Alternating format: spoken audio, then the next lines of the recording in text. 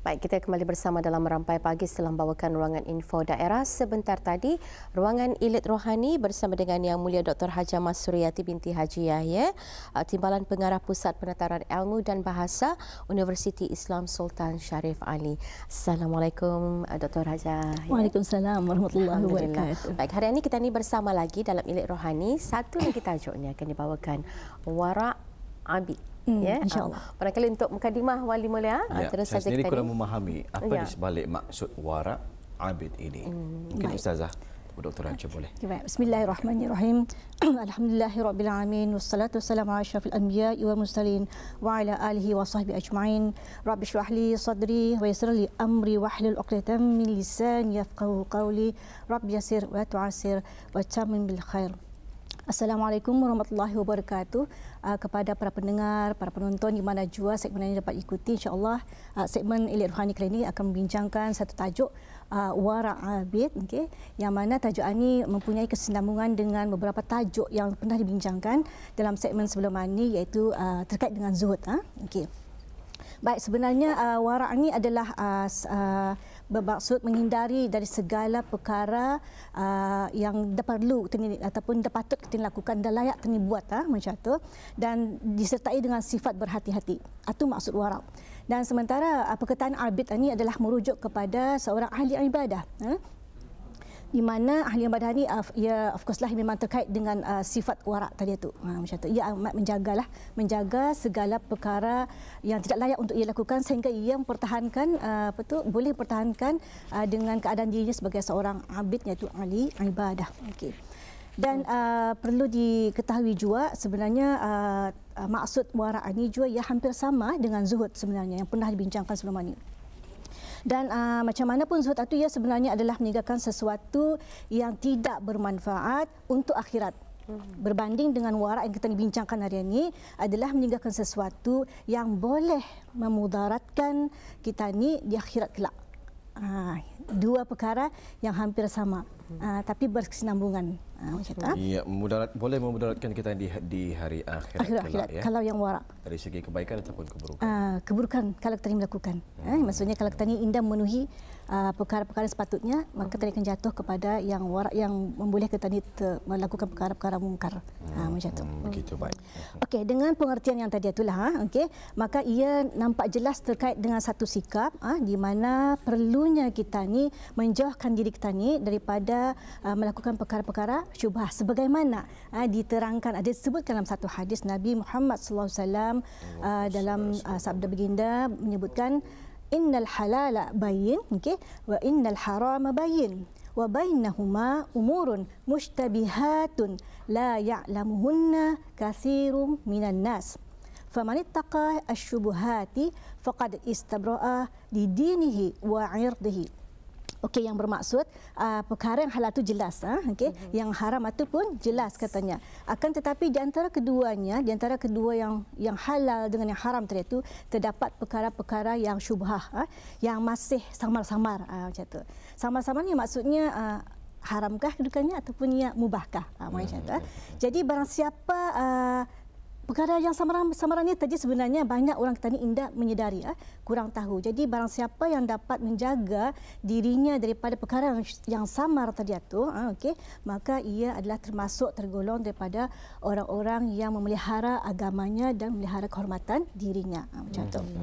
Itu yang dimaksudkan tadi, hadis satu. Yeah. Jadi nampak pada hadis satu tadi perlu, maksudnya penting untuk kita ni menerapkan dalam diri kita itu sifat wara' sebenarnya. Macam tu. Jadi ini akan dipandu lebih daripada Yang Mulia Dr. Hajah.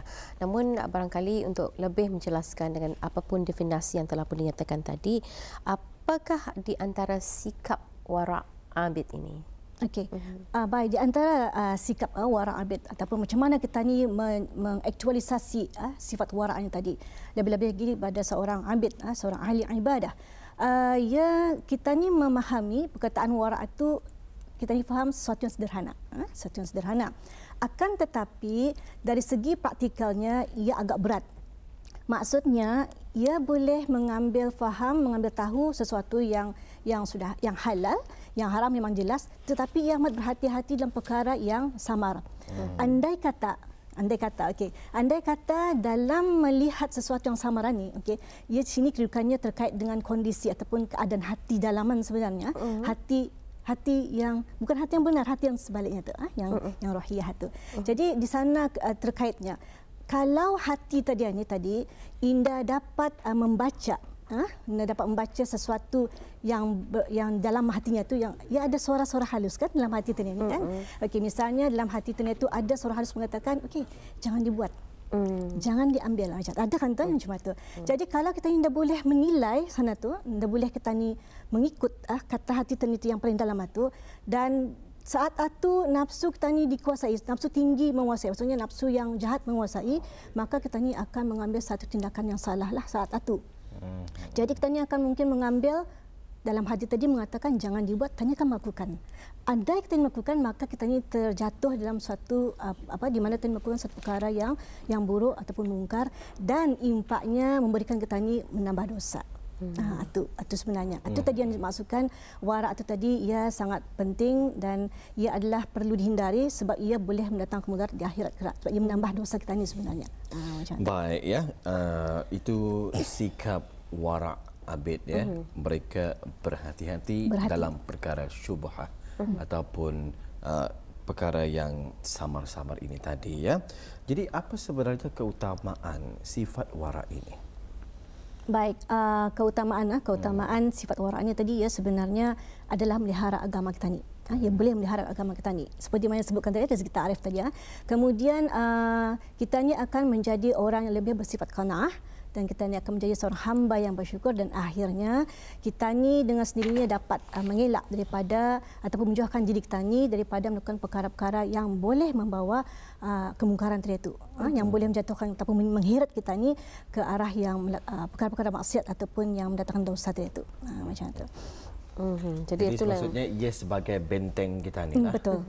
Tapi Dr. Haji ada menyatakan tadi kita ni dalam setiap manusia tu qalbi ataupun hati kita ni itulah yang sebab tu dinyatakan setiap manusia tunya ada seketul daging yang boleh mengawal seluruh anggotanya tu, iaitu qalbi itu sendiri ataupun hati kita ni.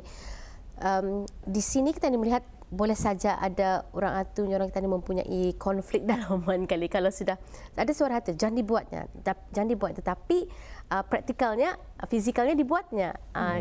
Dan nafsu lebih menguasai seperti yang Dr. Ustazah nyatakan tadi ya.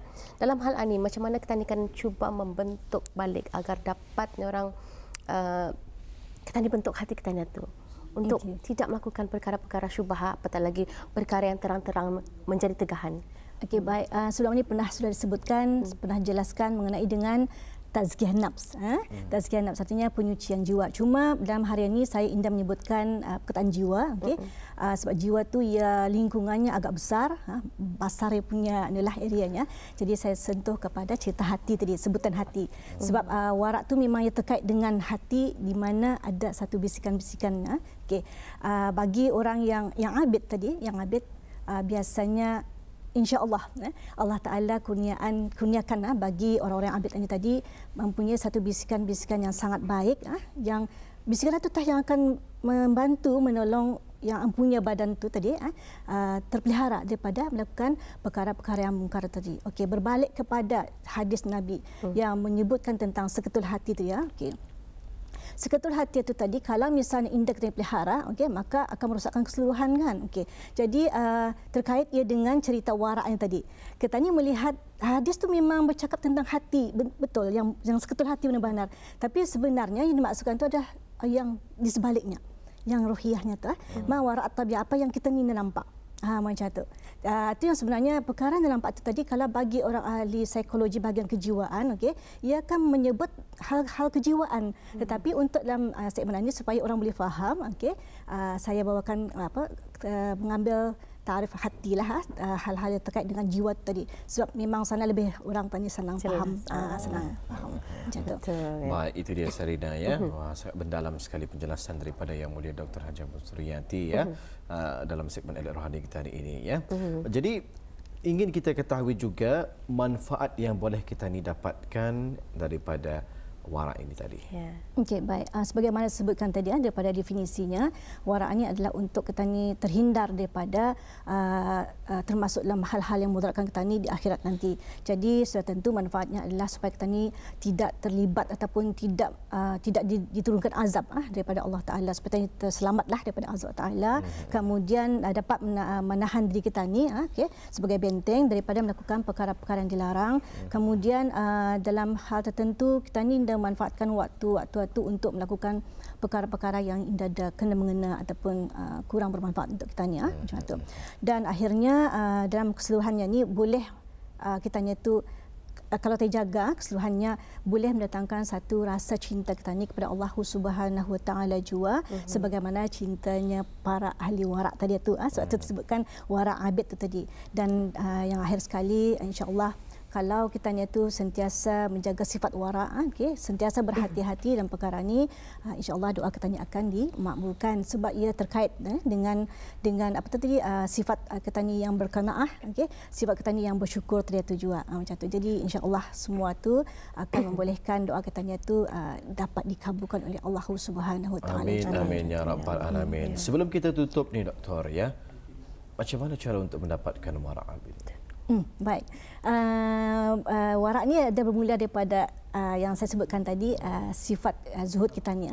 Zuhud kita ni yang sentiasa mengambil kepentingan hal-hal yang terkait dengan ukhrawi, mengurangkan sedikit hal-hal yang terkait dengan duniawi macam tu. Tapi bukan bermaksud meninggalkan hal-hal dunia kali-kali. Indah macam tu. Jadi dalam proses kita ni melakukan semua tu, maka akan ada sifat ini terbentuk sendiri. Jadi apabila ada, maka itu yang kita ni bentuk, kita ni asuh dengan baik macam tu. Sebab ia tentu dia punya zuhud itu kan memelihara kita ni supaya indah macam dapat memelihara kita ni zuhud. Kemudian warak ia dua perkara yang sangat terkait rapat sebenarnya di dalam proses itu tadi sebenarnya. Dan saya percaya untuk orang kemantapan dan keutuhan membentuk warak abid ni bukan hanya dari segi fizikal kita ni, perlu ada gabungan mentaliti kita ni untuk menyempurnakan satu-satu perkara tersebut. Dan barangkali lebih ringan juga untuk membina benteng ataupun dinding. Sebab tu orang dengan berzikir, dengan mengingati Allah, hati akan menjadi tenang. InsyaAllah. Mungkin tujuh antaranya yang dapat membantu kekukuhan benteng tadi tu. Dan tujuh di antara yang dapat menjaga bisikan-bisikan hati dalam tadi itu tadi. Jadi ya, bisikan hati itu kan tadi yang sebagaimana disebutkan, kalau misalnya memang orang luarannya memang orang yang suka melakukan kebaikan, maka bisikan itu akan lebih kepada kebaikan sebenarnya. Kecuali kalau misalnya ia gagal memahami bisikan dalamannya itu. Jadi ia mungkin di sana ia akan terjebak ataupun terjerumus, terheret mengambil satu keputusan yang salah yang memberikan impak berdosa ke atas tuannya itu. Baik, zikir yang mungkin doktor boleh kongsikan bersama kita pada pagi ini? Tidak perlu jauh. Kita ni akan sentiasa istighfar banyak-banyak. Itu di antaranya yang senang untuk kita ni buatlah istighfar banyak-banyak. Macam tu. Setiap kali kita ni melakukan kesalahan, istighfar, cepat-cepat istighfar. Jangan biarkan kesalahan itu berlarutan, sebab kita ini memang manusia biasa, tidak akan terlepas daripada melakukan tidak terlepas daripada melakukan sembarang kesalahan yang berimpak dosa. Cuma dosa ni kalau ia banyak, walaupun ia damit, kalau kita ni biarkan, ia akan bertambah jadi besarlah macam tu. Jadi itu perlunya jua kita ni membaiki diri kita ni, buang segala dosa-dosa itu dengan melakukan solat taubat. Kena banyak bertaubat. Bila sebut bertaubat artinya kena beristighfar banyak-banyak. Setiap kesalahan itu akan meninggalkan satu titik hitam pada kalbu kita ni, hati kita ni. Apabila ia dibiarkan, ia akan menyelubungi keseluruhannya. Di situlah bila hati sudah hitam, hati sudah keras lah istilahnya.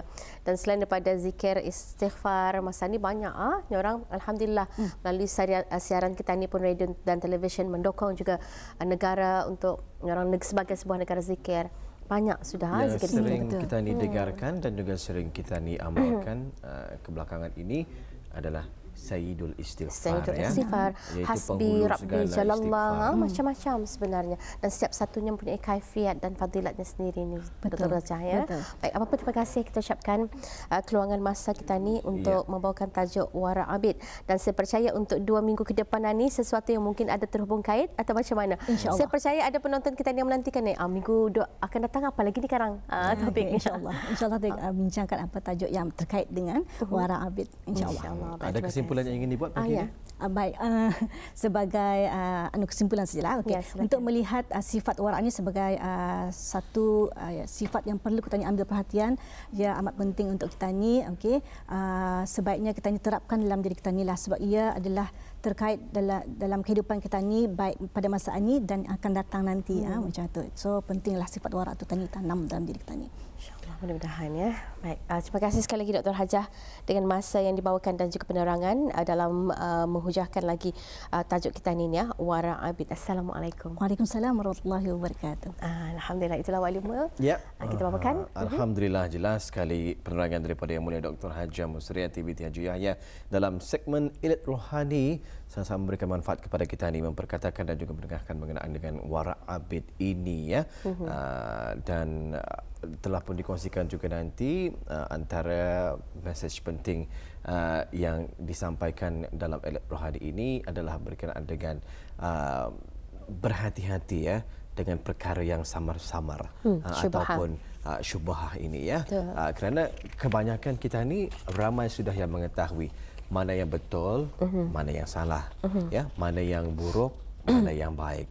Tetapi tidak ramai di antara kita ni yang dapat memikirkan ya dan juga mengetahui berkenaan dengan perkara-perkara syubhah ini. Apa tindakan-tindakan yang dapat kita ambil dan juga lakukan dalam menilai suatu perkara tersebut. Menilai satu perkara, kalau punya orang, sebab itulah tadi nyatakan bertawakal, penghujung usaha itu adalah tawakal lah. Setelah berdoa, usaha, kemudian tawakal. Tapi tawakal itu pun ada sukat-sukatnya. Ini antara yang perkara yang perlu pernah disentuh juga.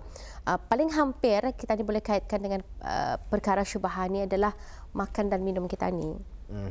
Itulah kadang-kadang kita ni sendiri indah memperhatikan apa yang kita ni konsumsi dari sumber mana. Tapi alhamdulillah di negara kita ni hal ehwal yang berkaitan dengan kepentingan dan prioritas kehidupan itu memang diambil kepentingannya melalui inilah mengenai dengan halal haramannya memang orang diutamakan. Mudah-mudahan akan dapat memberikan sedikit sebanyak manfaat, pengajaran dan juga iktibar dalam segmen Ilmu Rohani kita ini ya. Jangan ke mana-mana, kita akan kembali selepas berita 9 pagi ini.